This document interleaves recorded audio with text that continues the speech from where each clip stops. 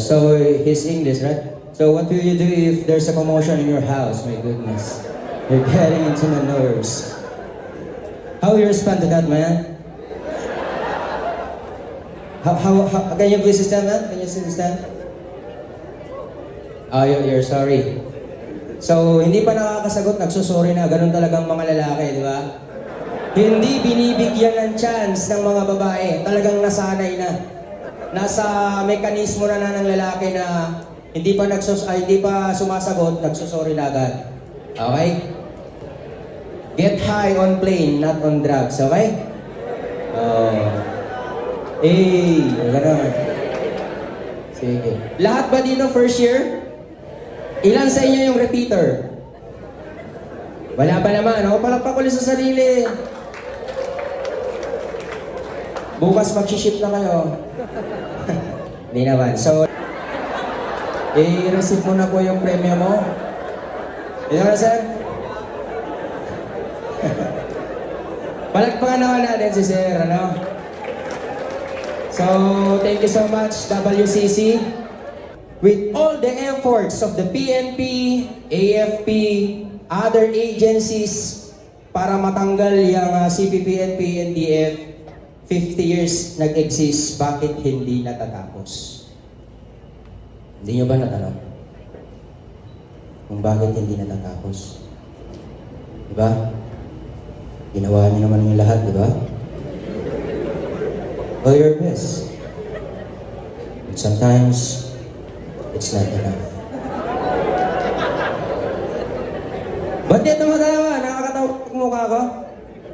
Okay. Meron kasing ginagawa ang mga Pilipino na akala nila walang epekto. You know the song, Apathy? Apathy. Okay. Apathy. Tatak nyo sa isipin nyo to, kahit saang aspeto applicable to. Tanggalin nyo ang apathy sa buhay ninyo. Yung wala kayong pakialam. Kasi feeling nyo, hindi naman kayo naaapektuhan. Hingang malalim. Exhale. Yan. Dapat, umpisan natin dito, may pakialam dapat kayo sa isa't isa. Nag-gets natin? Para yung classmate nyo na nagbabago na ng takbo ng buhay, mamaya, absent na yan ang absent, sumali na pala sa. That's why nandito po kami, ma'am and sir, to encourage you, gentlemen, ladies, to please bear in mind to remove the apathy on your vocabulary. Okay po? Magkaroon tayo ng pakialam kahit wala tayong pakialam sa classmate natin. Kasi malay natin, nung panahon na tayo naman yung lugmok, walang dumating to rescue us. Please, sir, rescue me. Ganon. Walang dumating. Bakit? Kasi nung time na ikaw yung may kalakasan, may kapangyarihan, hindi mo tinulungan yung nangangailangan. Oh, di ba? Kaya sabi kanina ni sir, pag alas 10, huwag nang tumambay sa bypass hanggang sa imbes na mag-fly high, fly mountain na kayo. Kaya kayo nag-enroll sa WCC kasi pag hindi kayo graduate, double CC.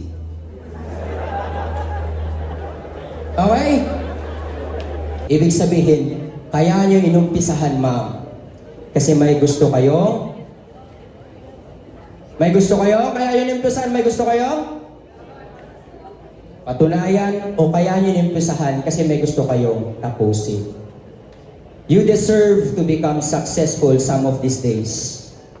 Okay? Saan patungo ang isang bata na hindi nakikinig sa magulang? Dalawa lang.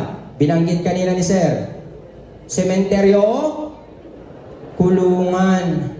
Minsan na nga lang tayong magkita, hindi ka pa malaya. Iisa lang yung buhay natin, tapos i-spend mo sa paling tao, di ba? Huwag naman ganoon. Ano kayo yung pagkakapare-pareho ng mga yan, mga adik ko? Sa tingin nyo dito, ano yung pagkakapare-pareho nila?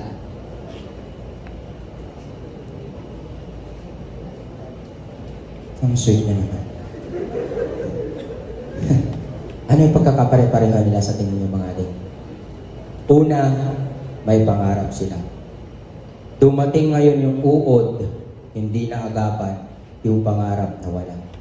At ang kinahantungan nila, kamatayan. Amen? Will still amen pag nakabuntis. A woman will become a mother pag nabuntis. Pwede nila kayong talikuran, pwede nilang hindi paninindigan yan. Pero kayo, paninindigan at paninindigan nyo yan. Babalik kayo sa mga magulang nyo dahil nagkamali kayo, walang ibang tutulong sa inyo kundi ang mga magulang nyo. Kasi kung hindi kayo babalik sa kanila, baka sa ibang tao kayo mapunta. At yung pangarap nyo para sa magiging anak nyo, iba yung nasabat nyo. Nagbibigay pala ng flyers yun. Sama ka na lang sa akin. Tugisin natin yung lalaking yan. Bigyan natin yung ustisya na deserve mo. Those are the instances na pwede lang kayong tangayin sa bundok. Kasi nagtataka kayo, nag-aaral sila, ang tataas ng mga pinag-aaralan nila na kurso, pero bakit sila tatangay sa bundok? It's because natamnan sila ng maling ideolohiya. So doon mga aling ko, hindi sa pinagmamayabang namin, doon, kapag nagkamali ka, you are wrong. Sige mga aling. So wala naman, palapahan yung sarili nyo. Ayan. Sa sobrang pagmamahal ng mga magulang niyo sa inyo, hinaya kayo na nandito sa WCC. That is why you deserve to become successful. Sabihin niyo sa sarili niyo, guys, ang ganda nito huwag niyong kakalimutan to. It is good for a parent or for a child to bury her mother or her father. Right? Kasi tatanda sila, tayo yung mag-aasikaso sa burol nila, pero balik na rin natin yung sitwasyon. Gaano kahirap pag ang isang nanay o tatay ang mag-prepare sa burial ng kanyang anak. Tapos kaisa-isa pa. Most of you guys, kaisa-isang anak.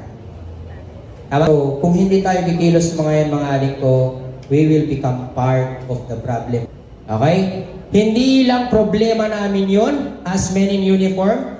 Hindi lang problema ng mga teachers ngayon as their second parent.